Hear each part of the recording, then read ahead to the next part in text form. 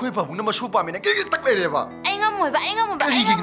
ꯍꯣꯔꯦꯟ ꯆꯦꯜꯂꯒ ꯇꯣꯡ ꯉꯝꯃꯗꯧꯅꯤ ꯅꯨꯡꯁꯤꯅꯔꯁꯤ ꯀꯣꯏꯅꯔꯁꯤ ꯀꯥꯏ ꯍꯥꯏꯔꯛꯀꯗꯣꯏ ꯅꯠꯇ꯭ꯔꯣ ꯆꯠꯇꯣꯍꯦ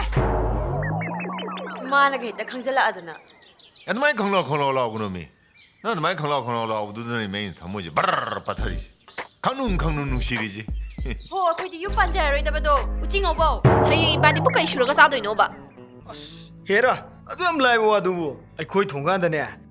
ꯌꯦꯟ ꯑꯇꯥꯎꯕ ꯌꯦꯟ ꯑꯉꯧꯕ ꯑꯣꯛ ꯑꯐꯨꯠꯄ ꯁꯦ ꯁꯟ ꯑꯌꯥꯏꯕ ꯑꯗꯨꯗ ꯌꯣꯜꯂꯒꯅꯦ ꯌꯥꯝ ꯂꯥꯏꯅ ꯍꯤꯡ ꯌꯥꯕꯖꯥꯠꯅꯤ Special Premier 2021 Diwali Ningol Chakobu Nimitta Pung Ama Taba Matamdagi RC Entertainment gi Ahangba Polang Special Premier Ucharagani Kumhai Movies app ta Khudong Chabasi Manghan Biganu Soidana Miding Tabiyo Ahangba Polang ꯂꯟ ꯊꯨꯝ ꯂꯧꯒꯦꯔꯥ ꯑꯃ ꯂꯧꯒꯦꯔꯥ ꯑꯍꯜ ꯑꯁꯤ ꯎꯔꯕꯅꯤꯅ ꯃꯁꯥꯟ ꯇꯥꯕ ꯅꯠꯇ꯭ꯔꯣ ꯏꯁ ꯑꯩꯈꯣꯏ ꯆꯦꯗꯣ ꯌꯥꯝ ꯁꯥꯊꯤꯈ꯭ꯔꯖꯥꯠꯅꯤ ꯃꯤ ꯐꯨꯒꯟꯈ꯭ꯔꯖꯥꯠꯅꯤ ꯍꯣ ꯅꯣꯏ ꯆꯦꯗꯣ ꯉꯔꯥꯡ ꯆꯦꯟꯈ꯭ꯔꯦ ꯁꯨꯝ ꯑꯩꯉꯣꯟꯗ ꯈꯟꯅꯕ ꯍꯧꯏ ꯍꯦ ꯅꯪꯅ ꯑꯗꯨꯃꯥꯏꯅ ꯁꯥꯎꯕꯗꯣ ꯌꯦꯡꯕ ꯌꯥꯝ ꯅꯨꯡꯉꯥꯏꯅ ꯂꯪꯅꯕꯩ ꯋꯥꯅꯤ ꯅꯨꯡꯉꯥꯏꯅꯤ ꯆꯣ ꯑꯗꯨ ꯁꯔꯨꯛꯄꯨꯗꯤ ꯁꯦꯜꯗꯨ ꯊꯝꯖꯤꯜꯂꯁꯨ ꯍꯥꯟꯅ ꯂꯩꯕ ꯈꯔꯗꯨꯒꯅꯦ ꯂꯧ ꯄꯔꯤ ꯑꯃ ꯂꯩꯗꯣꯔꯤꯃꯤ ꯆꯣ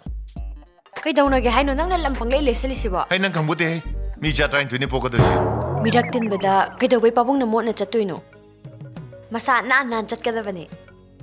ꯄꯥꯕꯨꯡ ꯃꯅꯝꯒ ꯅꯝꯊꯤꯍꯟ ꯌꯥꯄꯣꯠꯇꯦꯀꯣ ꯄꯥꯕꯨꯡꯅꯅꯦ ꯃꯣꯠꯅ ꯆꯠꯄꯗꯅꯦ ꯑꯩꯈꯣꯏꯅꯦ ꯌꯨꯝ ꯄꯥꯟꯕꯒ ꯑꯃꯠꯇ ꯈꯪꯉꯣꯏꯗꯣꯔꯤꯕꯅꯤ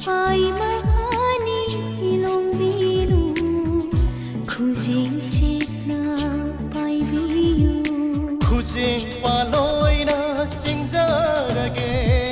paima pupning Special Premier 2021 Diwali Ningol Chakobu Nimitta Pung Ama Taba Matamdagi RC Entertainment gi Ahangba Polang Special Premier Ucharagani Kumhai Movies app ta Khudong Chabasi Manghan Biganu Soidana Miding Tabiyo Ahangba Polang ꯋꯥꯈꯜ ꯇꯥꯃꯤꯟꯅꯕ ꯊꯥꯖꯅꯕ ꯍꯥꯏꯕꯁꯤꯗꯪ ꯊꯥꯗꯣꯛꯅꯔꯒ ꯂꯣꯏꯔꯦ ꯌꯥꯑꯣꯡ ꯏꯟꯕ ꯅꯨꯄꯥꯕꯨ ꯅꯨꯄꯥꯔꯣ ꯍꯥ ꯋꯥꯒꯤꯗꯃꯛꯇꯅꯤꯅꯦ ꯅꯪꯅ ꯂꯦꯞꯄꯤꯁꯦ